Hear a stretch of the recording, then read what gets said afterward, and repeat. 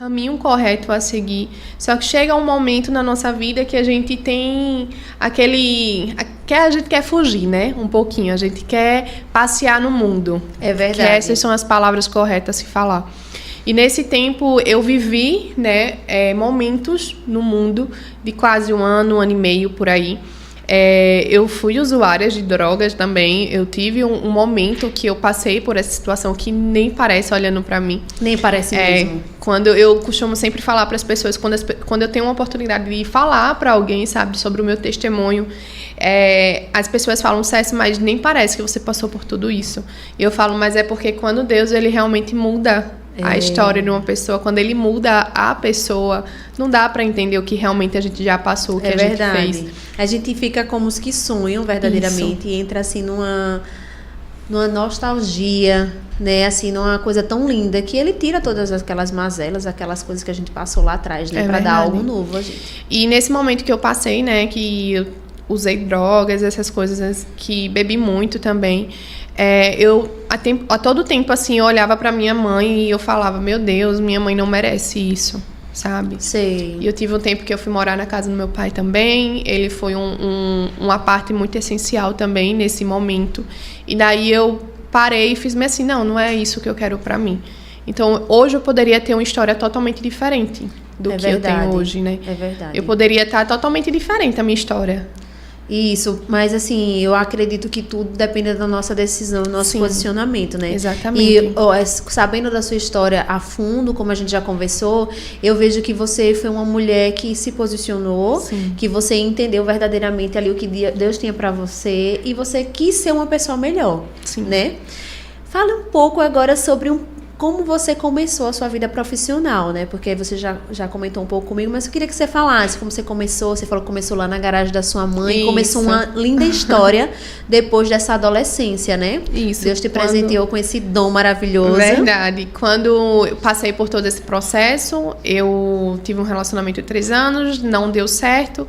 E daí veio mais amadurecimento, né? E foi quando eu conheci o meu marido. Sim. Foi quando a gente realmente se casou. E eu vi o cuidado de Deus naquele momento ali, na pessoa que ele enviou para poder ser o meu esposo. Amém. Que eu sempre falo para ele assim que nada disso seria possível se não tivesse Deus primeiramente e ele também para poder me ajudar. E a gente começou, né? A gente se casou e foi quando chegou nos meus 17 anos. Eu me envolvi com Fagner, a gente se casou com 19. Foi quando eu falei assim. Novinha, foi bem novinha. né? E eu falei, meu Deus, eu tenho tantas coisas para poder conquistar, mas de fato eu não sei como é que vai ser. E daí foi quando eu tava em casa, às vezes eu me maquiava, tirava foto para lojas assim de bairro. Você bem né, Cecília? Sempre muito trabalhadora, também fazia bijuteria assim, para poder empreendedora desde coisinhas. Nova já, assim, já sabia o que queria. Já sabia o que eu queria. E daí eu aí as meninas falaram comigo, firme assim, Cécio, por que você não começa a fazer sobrancelha? Eu tinha um interesse de fazer com você. Sim. E daí eu fiz o primeiro curso e comecei a fazer. E foi quando eu coloquei na casa da minha mãe, na garagem. E eu falei pra Deus assim, meu Deus, que coisa diferente. Porque assim, eu nunca tive condições também de nenhum salão pra poder fazer a minha sobrancelha, fazer minhas unhas e meu cabelo. Então, não tinha noção do que realmente era para poder eu viver esse mundo. Né? Então, assim, eu vim de uma família muito humilde. Para você ter ideia, quando o Fagner me conheceu, assim, ele foi lá na minha casa a primeira vez, ele se espantou. Por conta que realmente era uma casa muito humilde. Entendeu? Então, assim, a gente veio... Eu tenho essa essência, entendeu? Sim. Eu sei o que é não ter, eu sei o que é ter. E isso é muito importante. É muito importante. Que lá na frente também eu vou falar sobre isso. Saber lidar com o não ter e com o ter, com humildade, né? Com humildade. E daí a gente começou, né? Eu comecei na garagem lá da minha mãe, no Benedito Bentes. E daí tudo fluiu. Foi daí que eu falei pra Deus assim, a gente reformou e eu falei pra Deus, mas não é isso que eu quero. Sabe? Lá tava tão confortável pra mim, eu morava na parte de trás da casa e na frente era a garagem. Só que pra mim eu falava assim, não é isso que eu quero. Tá tão lindo, tá reformado, porém eu quero mais. Almejava mais. Era como tipo, faltasse alguma coisa, sabe? E daí foi quando eu falei pra todo mundo assim, vou pra um empresarial. E meu marido e minha mãe, não, meu Deus do céu, Cecília. E eu sempre fui muito assim. eu quero isso destemida. e eu vou. Não tem problema nenhum. Comecei lá sem nenhuma cliente naquela região. Minhas clientes eram tudo do bairro, né? Do Benedito Bentes que eu comecei. E eu falei assim, não, eu vou. Fui pra lá com um gasto de quase 4 mil reais, 3 mil reais por mês. E na garagem da minha mãe eu só tinha um gasto de 500. E daí eu fui pra lá sem cliente, reformei e comecei. E lá Deus me prosperou muito. Amém. Glória a Deus por muito, isso. muito. E assim foi quando eu cheguei lá no Empresarial Humberto Lobo. Sim. E daí a gente passou por todo o processo. E também, Lari, como eu lhe falei, né? Eu sei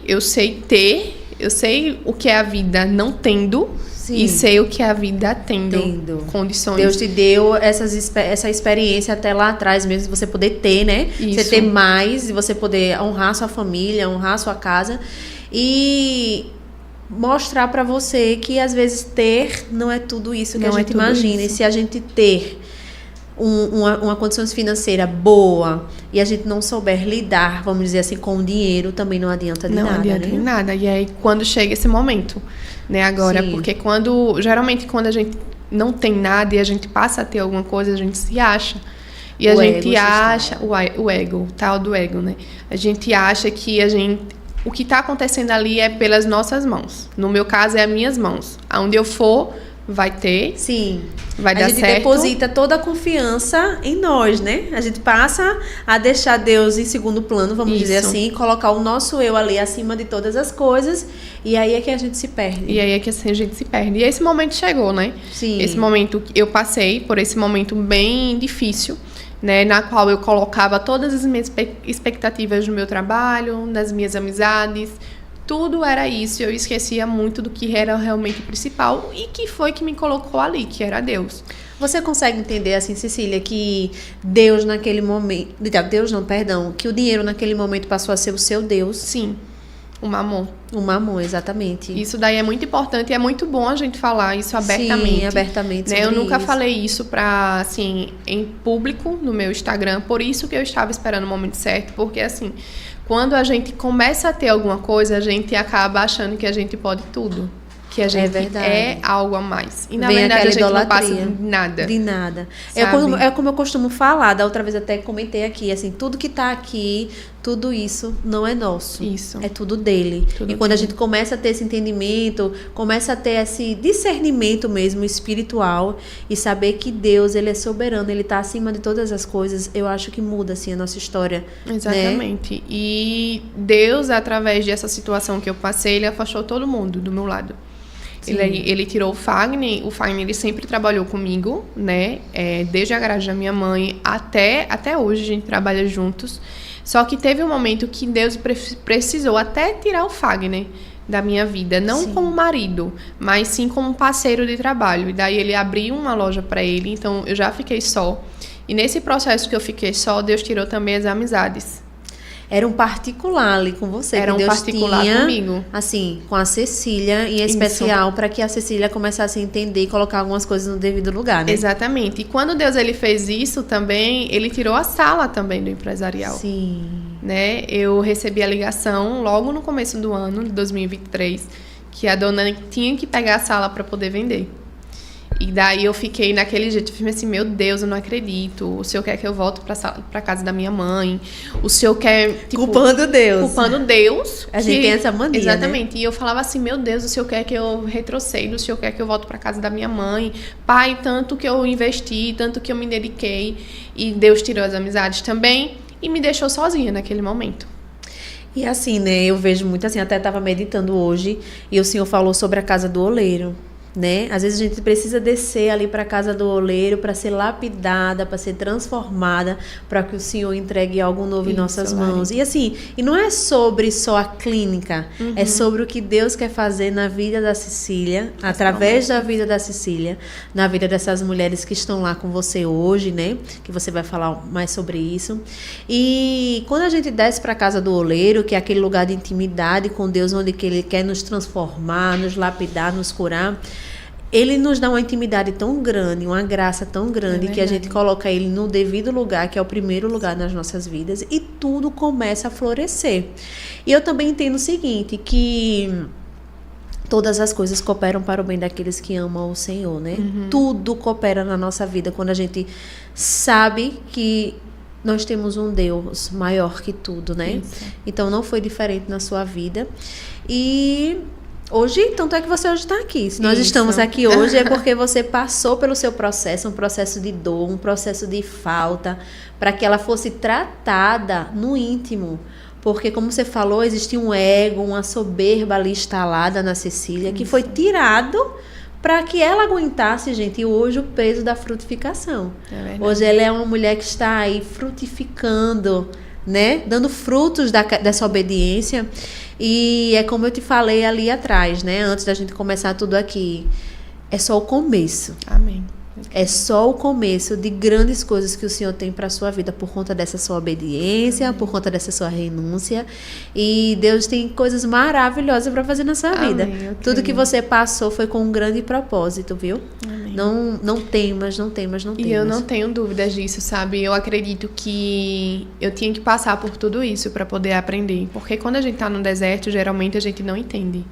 A gente não entende porque a gente tá passando por aquilo. Meu Deus, por que o Senhor tá fazendo eu passar por isso? Eu não mereço. E muitas das vezes a gente tá merecendo aquilo. Isso. Entendeu? E um dia desse eu tive isso. Assim, aí Deus falou assim, não me pergunte por quê. Me pergunte pra quê. Pra que eu tô fazendo isso? Exatamente. Não é por quê. Você precisa melhorar em algo, você precisa colocar algumas coisas no lugar, justamente para aguentar o peso da frutificação. E assim, a gente também tem que entender que vai ter momentos que a gente tem que falar com pessoas espirituais também. Isso. Né? Porque nesse processo que eu fiquei sem a Sala, sem amizade, sem Fagner, fiquei realmente sozinha. Eu tive oportunidades que foi de fechar a minha clínica para poder trabalhar no Egito. E daí foi uma pessoa que entrou em contato comigo, me oferecendo tal valor para poder ir trabalhar lá, tudo pago. E eu falei para Deus, Pai, já estava naquele processo de lapidação, de perguntar a Ele. Porque antigamente eu falava assim, não, eu quero fazer, eu vou fazer e pronto. Eu tô com dinheiro, se eu quero fazer, eu vou e faço. Eu não chegava assim para poder perguntar a Deus, a tua vontade, que é o Senhor que deseja que eu faça, exatamente. Né? E nesse momento de oportunidade eu falei assim, Pai... Eu falei pra moça, né? Eu firmei assim, olha, eu vou perguntar a Deus pra poder ver se é isso mesmo. Amém. Graças a Deus que você fez isso. E eu passei por um processo de 3 dias, que foi até um culto na igreja. Fui o primeiro dia, nada de uma resposta. Segundo dia, nada de uma resposta. Quando foi no último dia, eu fiz assim, me ajoelhei e falei, Pai, eu necessito que o Senhor fale realmente o que o Senhor quer que eu faça. Porque eu não quero passar mais uma semana ou dar uma resposta errada. E daí, quando eu calei... A minha oração, finalizei, me levantei. Deus, através de um pastor que eu nunca tinha visto na minha vida, ninguém sabia dessa situação. A pregação foi sobre o Egito. E ele olhou firmemente e falou assim, Deus não lhe quer no Egito. Amém. Deus lhe quer aqui. Glória então, a Deus. pra mim ali, eu tomei pra mim isso. E ele falou ainda mais que tem pessoas que acham que se for... vai dar certo, mas não, é pra morte. Então, eu acredito que Deus, ele envia as pessoas certas no momento certo, mas também ele envia as propostas. Exatamente. Às vezes, a gente tem que estar muito, tipo assim, com a visão muito aberta para poder a gente entender o que realmente é de Deus e o que não é. E eu entendo que se realmente eu tivesse aceitado isso, hoje eu não estaria colhendo os frutos do que realmente o Senhor tem pra minha vida, o que Ele preparou. E eu passei por esse processo, tive um momento de depressão. Quem me acompanha há muito tempo vai lembrar disso, que eu parei um tempo de atender, né? Eu quase fali realmente de verdade a empresa, por conta que eu tinha nojo só de pensar que eu tinha que ir para o estúdio. Eu passei por esse processo. E a minha mãe teve que ir trabalhar comigo, morar comigo, meu padrasto também, o meu marido, para todos ali me dar uma força. Todos os dias minha mãe orava em mim. Então, ninguém sabia disso. Meu Deus. Era um processo que, quando eu aparecia no Instagram, eu aparecia rindo. E aí é que entra a questão da comparação.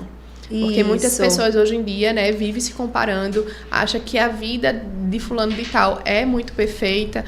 Eu quero ter a vida, mas não sabe do que realmente passa, né? E eu passei por esse processo de ansiedade, depressão. E eu falava para Deus, Pai, eu não quero me medicar. Porque eu já estava nesse momento de realmente ir buscar a questão de medicações para poder sobreviver, que eu via tudo cinza. Então, assim, o maior ministério que eu acho que Deus ele quer fazer na minha vida também para poder curar pessoas com ansiedade e depressão. Sim. Porque eu passei por isso.